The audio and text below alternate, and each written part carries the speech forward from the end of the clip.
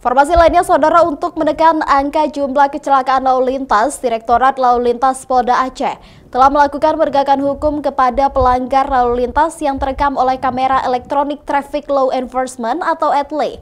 Petugas selanjutnya mengirimkan data rekaman itu sebagai bukti tilang atas pelanggaran lalu lintas ke alamat pemilik kendaraan.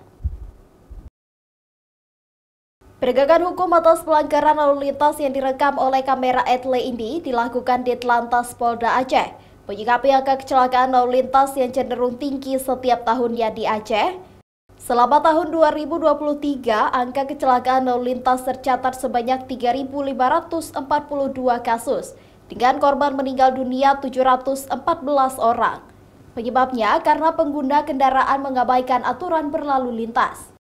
Kasubdit Gakum Ditlantas Polda Aceh, Kompol Teguh Zainal Amri, menegaskan penegakan hukum pelanggar yang terekam di kamera ETLE salah satunya terintegrasi dengan pemblokiran pembayaran administrasi kendaraan seperti pembayaran pajak dan perpanjangan pajak kendaraan.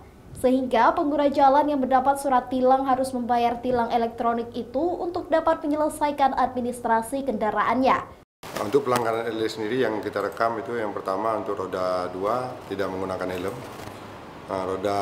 Yang kedua roda 4 tidak menggunakan sabuk pengaman. Yang ketiga untuk roda 4 dan roda 2 yang menerobos lampu merah. Itu semua otomatis terekam sendiri oleh kamera ETLE. Oleh karena itu masyarakat agar lebih mematuhi rombongan lalu lintas. Secara otomatis pelanggarnya langsung terekam oleh kamera, kemudian dari petugas kita akan memvalidasi data tersebut di ruang RTIM NC Ditlantas, kemudian surat konfirmasinya itu akan dikirim kepada pelanggar.